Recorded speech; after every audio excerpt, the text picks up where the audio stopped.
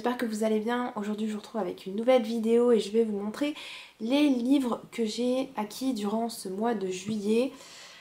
J'ai un petit unboxing du coup, mais j'ai déjà ouvert le colis qui est ici, voilà. C'est un colis assez gros, donc je vais tout vous sortir ici. Et voilà, c'est parti. Il y a surtout des mangas, comme je vous l'ai dit dans mon précédent book haul. Il y a surtout des mangas parce que j'ai pas forcément le temps de lire ces derniers temps, même si je suis en vacances. Mais enfin, j'ai travaillé durant l'été, enfin tout ça, du coup j'ai pas eu tant le temps que ça de lire. Donc je me suis dit que ça servait pas à grand chose que j'achète des romans. Du coup, mais il y aura certainement des romans très très prochainement, peut-être pour le mois d'août ou peut-être celui de septembre, je sais pas. En tout cas, assez de blabla, on va commencer tout de suite. Je vais vous montrer tout ça du coup, pour que vous voyez, j'espère que vous verrez comme d'habitude. J'ai pas de retour de caméra donc je peux pas vous dire, je sais pas du tout si vous verrez quelque chose. Voilà, donc il y a tout ça. Ah, j'ai oublié aussi quelque chose, donc 2 minutes, je reviens. Donc je suis de retour et je vais vous montrer tout ça. Alors, j'ai commencé par une série que je commence, c'est Plus jeune que moi de Chihiro Hiro, aux éditions Akata. C'est le nouveau Akata Shoujo et c'est le premier qui ouvre la collection Shoujo Feel Good. Chihiro Hiro, en fait, c'est son premier manga. En fait, quand j'ai lu ici, ce qu'elle nous dit, elle nous dit voici mon premier manga et c'est déjà pour une série. Donc c'est le premier manga d'une auteure et il est aussi publié en France, donc je pense que ça doit être plutôt pas mal quand même. C'est une série qui fait que 3 tomes, le 3e tome je sais pas quand il sortira mais très prochainement je pense. Et voilà, bah du coup j'avais envie de découvrir ça, j'aime bien lire des petites séries courtes en ce moment. Ça raconte l'histoire d'une fille qui s'appelle Mihoro, qui est au lycée. Elle va croiser sur sa route le matin un jeune garçon qui est un petit peu plus jeune qu'elle, qui va avoir un problème avec son vélo et vu qu'elle a une âme de grande sœur, elle va l'aider. Et le garçon va tomber amoureux d'elle, sauf qu'elle, elle le considère un petit peu comme son petit frère. Donc ça avait l'air sympa et bah, je vous en dirai des nouvelles quand je l'aurai lu. J'ai aussi acheté le tome 4 de Moving Forward de Nagamu Nanaji aux éditions Akata toujours.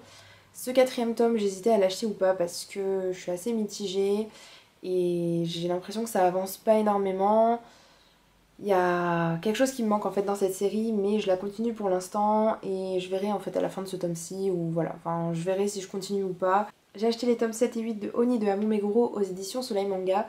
Je sais pas pourquoi j'avais sauté le coche pour le 7e tome, en tout cas je l'ai acheté les deux en même temps.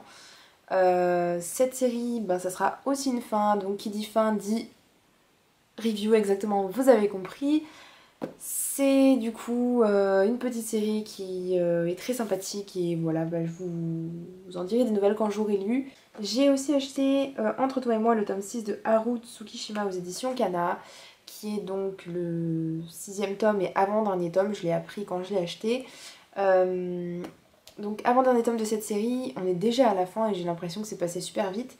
J'espère du coup que ce tome 6 va être à la hauteur de mes attentes. Je ne sais pas ce que j'attends, mais j'espère qu'il va me plaire.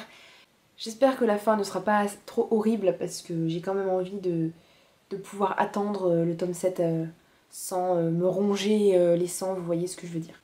Et donc avec ce tome 6, on avait un extrait de Au-delà de l'apparence de Fumi Akuta aux éditions Kana.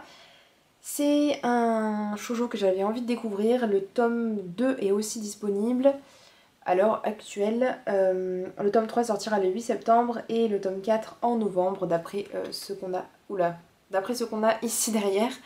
J'avais lu le début et ça m'intéresse pas mal, donc si vous l'avez lu, n'hésitez pas à me dire en commentaire pour que je me lance dans cette série. En fait, c'est l'histoire d'une jeune fille, un petit peu comme dans Moving Forward, une fille qui met toujours un masque, qui veut plaire à tout le monde en fait, et du coup elle sourit à tout le monde. Il y a beaucoup de garçons qui sont tombés amoureux d'elle, et il y a juste un garçon qui se rend compte que c'est un masque, et du coup voilà, elle n'arrive pas en fait à l'attraper dans ses filets, et voilà, donc ça ressemble beaucoup à Moving Forward. J'aime beaucoup les dessins, je trouve qu'ils sont super sympas et voilà, je sais pas si je vais me lancer dans cette série ou pas, en tout cas j'ai vraiment envie, enfin ça m'a donné envie d'en savoir plus les quelques chapitres que j'ai lus sur internet. J'ai aussi acheté, je ne pouvais pas passer à côté hein, du 4e tome de Love Beloved, Live Be Left de Yosaki Saka aux éditions Kana. C'est du coup la suite de cette série tant attendue, ça doit faire 4 ou 5 mois qu'on l'attend. Le 5e tome, je pense que ça va être la même chose parce que on rattrape en fait la parution japonaise. Du coup, voilà, il va falloir encore attendre. Que dire, c'est toujours un pur bonheur de lire ces tomes, mais il faut toujours attendre la suite pendant 10 ans et ça, c'est horrible. Avec ce tome-ci, venez aussi un petit extrait qui est So Charming de Kazune Kawahara aux éditions Kana bien sûr. Je ne sais pas de quoi parle cette histoire parce que je n'ai pas regardé. Mais je suppose qu'il y a un peu un garçon un petit peu sadique, je sais pas ce que vous en pensez, mais moi je trouve qu'il a un petit peu un air sadique. Je sais pas du tout quoi penser de cette série parce que, comme vous le savez peut-être, vous devez le savoir, je lis mon histoire de Kazune Kawahara et Haruko. Donc Kazune Kawahara qui s'occupe du scénario et Haruko des dessins. Et c'est pas franchement un manga qui me passionne énormément. Et du coup je suis un petit peu sceptique pour cette série là. Donc si vous avez envie de la lire ou si vous l'avez lue sur internet ou quoi que ce soit et que vous pouvez me la vendre, vous voyez que j'ai envie de la lire, faites-le. Comme ça me lancera un petit peu dans cette série et je pourrai la découvrir. Si vous avez lu Coco Début aussi, parce que c'est la même auteure, n'hésitez pas à me le dire, ce que vous en avez pensé, tout ça, pour que je sache si je dois me lancer ou pas. Il y a une période, il y a quelques années déjà, je voulais me lancer dans Coco Début quand il était sorti et acheter toute la série d'occasion. Finalement ça m'est passé parce que c'est une série qui date un petit peu et du coup voilà, j'ai un peu oublié. Mais si vous pouvez me dire un petit peu ce que vous en avez pensé, ça serait pas mal. Et du coup le premier tome est disponible le 25 août si je me trompe pas, c'est ça et voilà. On continue avec Please Love Me, le tome 8 de Aya Nakara aux éditions Delcourt Tonkam. Ce tome 8, à ce qui paraît, il se passe pas mal de choses et il y a pas mal de rapprochements entre nos deux protagonistes, donc j'ai vraiment hâte de savoir ce qui va se passer. En plus, c'est le 8e tome, donc il n'en reste plus que 2 avant la fin, mais l'auteur a fait une série un petit peu spin-off, enfin, en fait, où on suit nos deux personnages, et je sens bien le coup du 8e tome, enfin du 10e tome, où nos deux protagonistes vont finalement tomber amoureux, et l'histoire va vraiment commencer dans la 2e série, quoi, vous voyez. Et du coup, je serais un petit peu dégoûtée que ça sorte pas en France, donc pourvu que Delcourt Tonkam décide de le sortir en France, ce serait pas mal. J'ai aussi le tome 15, avant-dernier tome de Wolf Girl and Black Prince de Ayuko Ohata aux éditions Kurokawa. C'est donc l'avant-dernier tome, je vais enfin pouvoir finir cette série. Je ne sais pas quoi, enfin je vous en dirai bien sûr plus dans ma vidéo review quand je vous parlerai du coup de tout ce que j'ai pensé de cette série. Je laisserai enfin cette série derrière moi. Voilà. Ensuite j'ai le tome 7, le dernier tome de Glee Princess de Natsumi Aida aux éditions Akata toujours. J'ai pas mal de choses à Akata. Donc c'est le dernier tome, je suis un petit peu triste de quitter les personnages et j'espère que ça va bien se finir pour notre héroïne.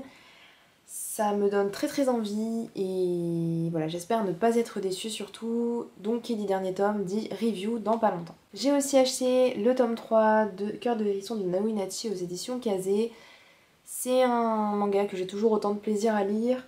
J'espère que les deux personnages vont vraiment se rapprocher dans ce 3e tome. J'ai envie de voir un petit peu de romance et tout ça, donc voilà, j'ai vraiment hâte. Et pour finir avec les 2 romans, c'est les romans de La Maison de la Nuit, le tome 11 et le tome 12, qui sont du coup les 2 derniers tomes de cette série.